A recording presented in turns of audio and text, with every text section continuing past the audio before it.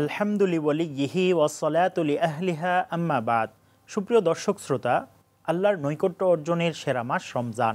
রহমত, মাগফিরাত ও নাজাতের এই মাসে সময়ের বিশেষ আয়োজন হৃদয় রমজানে আপনাদেরকে স্বাগত জানাচ্ছি। সঙ্গে আছি আমি মুফতি আবদুল্লাহ তামিম। ধীরে ধীরে মহিমান্বিত এই মাস আমাদের থেকে বিদায় নিচ্ছে। ঘনিয়ে আসছে মুসলিমদের আনন্দের দিন ঈদ উল ফিতর। সুপ্রিয় দর্শক শ্রোতা, পবিত্র মাহে রমজান আসে আমাদের জন্য অবারিত ইবাদত বন্দিগি আর দান খয়রাতের বাড়তি সুযোগ নিয়ে। আর এই সুযোগকে কাজে লাগিয়ে আল্লাহর নেক বান্দারা অন্বেষণ করে কিভাবে বেশি বেশি নেকির কাজ করে আল্লাহ রাব্বুল আলামিনের নৈকট্য অর্জন করা যায়।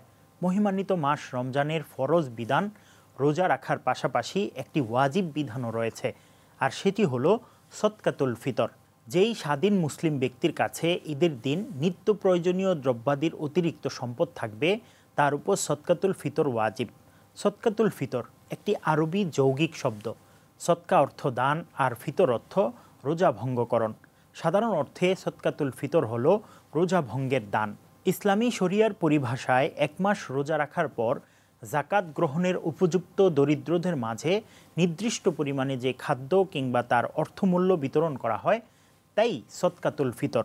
দ্বিতীয় হিজরিতে রমজানের রোজা ফরজ হয়, আর এই বছরই নবী করিম সাল্লাল্লাহু আলাইহি ওয়াসাল্লাম সাহাবীদেরকে সদকাতুল ফিতর আদায়ের নির্দেশ দেন।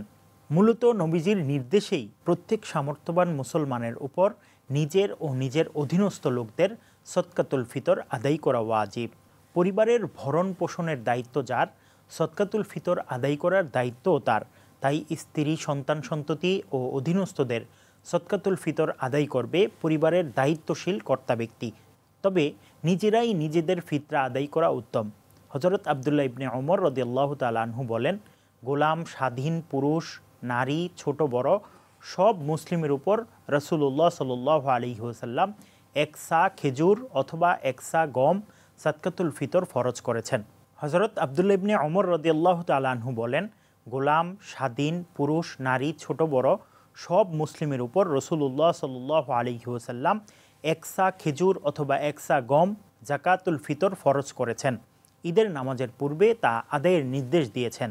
সদকাতুল ফিতর সম্পর্কিত হাদিসগুলো পর্যালোচনা করলে এই বিষয়ে মোট 5 প্রকার খাদ্যের বর্ণনা পাওয়া যায়: যব, খেজুর, পনির, কিশমিশ ও গম। হাদিসে এই 5টি দ্রব্যের যে কোনো একটি দ্বারা ফিতরা আদায়ের সুযোগ দেয়া হয়েছে, যেন মুসলমানগণ নিজ নিজ সামর্থ্য ও সুবিধা অনুযায়ী এর যে কোনো একটি দ্বারা আদায় করতে পারে। এই 5 প্রকারের মধ্যে যব, খেজুর, পনির ও কিশমিশ দ্বারা সদকাতুল ফিতর আদায় করতে চাইলে প্রত্যেকের জন্য এক সা দিতে হবে, আর গম দ্বারা আদায় করতে চাইলে আধা সা দিতে হবে। যেহেতু উপরোক্ত খাদ্যদ্রব্যর পরিবর্তে সেগুলোর মূল্য আদায় করার অবকাশ আছে, সেহেতু উল্লিখিত খাদ্যদ্রব্যগুলোর মধ্য থেকে যে কোনো একটিকে মাপকাঠি ধরে তার সমমূল্য সদকাতুল ফিতর হিসেবে আদায় করা যাবে।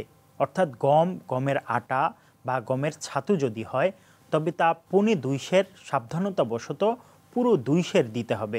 এর সমপরিমাণ মূল্যও দেয়া যায়।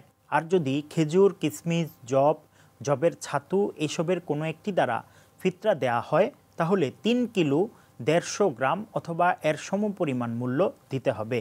বর্ণিত যে বস্তুর হিসেব দেয়া হোক না কেন, কিছু বেশি দেয়াই ভালো, কারণ সামান্য কম হলে ফিতরা আদায় হবে না, আর বেশি দিলে সওয়াব পাওয়া যাবে। সুপ্রিয় দর্শক শ্রোতা, সদকাতুল ফিতর ঈদের দিন ঈদগাহে যাওয়ার পূর্বে আদায় করা উত্তম।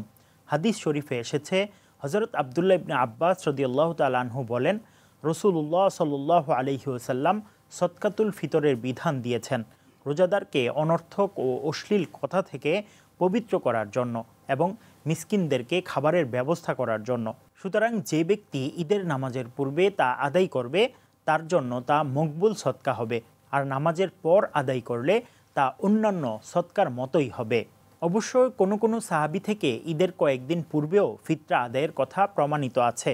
যেমন নাফে রহমতুল্লাহি আলাইহি বলেন, হযরত আবদুল্লাহ ইবনে ওমর রাদিয়াল্লাহু তাআলা আনহু ঈদের 2-1 দিন পূর্বেই ফিতরা আদায় করে দিতেন।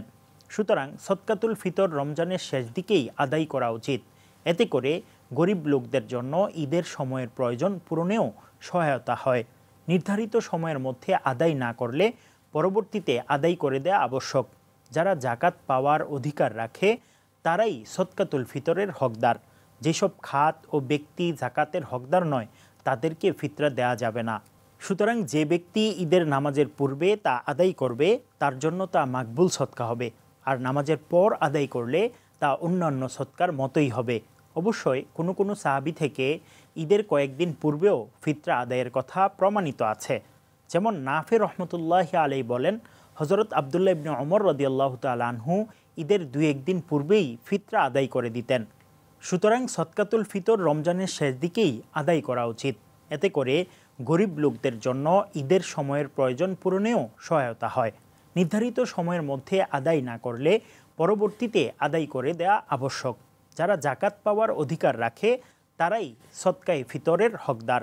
যেসব খাত ও ব্যক্তি জাকাতের হকদার নয় তাদেরকে ফিতরা দেওয়া যাবে না। আল্লাহ তাআলা বলেন, সদকা হলো কেবল ফকির, মিসকিন, জাকাত আদায়কারী ও যাদের চিত্র আকর্ষণ প্রয়োজন তাদের হক, এবং তা দাস মুক্তির জন্য, ঋণগ্রস্তের জন্য, আল্লাহর পথে জেহাদকারীদের জন্য এবং মুসাফিরদের জন্য। এটা হলো আল্লাহর নির্ধারিত বিধান। আল্লাহ সর্বজ্ঞ, প্রজ্ঞাময়। সুপ্রিয় দর্শক শ্রোতা, মাহে রমজানে আমরা রোজা রাখি, কিন্তু তারপরও রোজার পূর্ণ হক অনেক ক্ষেত্রেই আদায় করতে পারি না। অনেক ক্ষেত্রেই অনিচ্ছায় অশ্লীল কথা মুখ দিয়ে বেরিয়ে যায়। ঠাট্টাচ্ছলে কাউকে মারাত্মক গালি দিয়ে বসি। ইচ্ছে বা অনিচ্ছায় গুনাহ হয়ে যায়। রমজানের দিনে এইসব অন্যায় করার ফলে আমাদের রোজা কিছুটা অপূর্ণ থেকে যায়। এই অপূর্ণতা ও ঘাটতির কাফারা হিসেবে সদকাতুল ফিতর আমাদের উপর ওয়াজিব করা হয়েছে। এছাড়াও ঈদের দিন হলো আনন্দের দিন, খুশির দিন।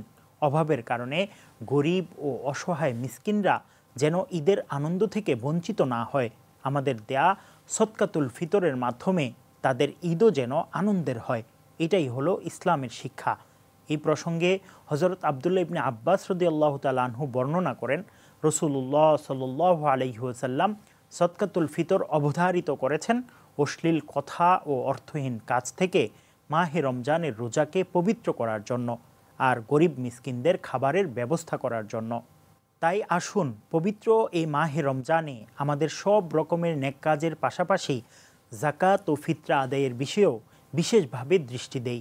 আল্লাহ রাব্বুল আলামিন মুসলিম উম্মাকে তার সন্তুষ্টির উদ্দেশ্যে সঠিক নিয়মে জাকাত ও ফিতরা প্রদান করার তৌফিক দান করুন, আমিন।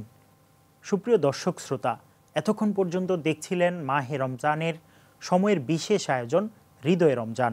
পুরোটা সময় জুড়ে আমাদের সঙ্গেই থাকবার জন্য শুকরিয়া জ্ঞাপন করছি। ভালো থাকবেন, সুস্থ থাকবেন, সময়ের সঙ্গেই থাকবেন। আসন্ন ঈদ উল ফিতরের শুভেচ্ছা জানিয়ে আজকের মতো বিদায় নিচ্ছি। আসসালামু আলাইকুম ওয়া রাহমাতুল্লাহি ওয়া বারাকাতুহু।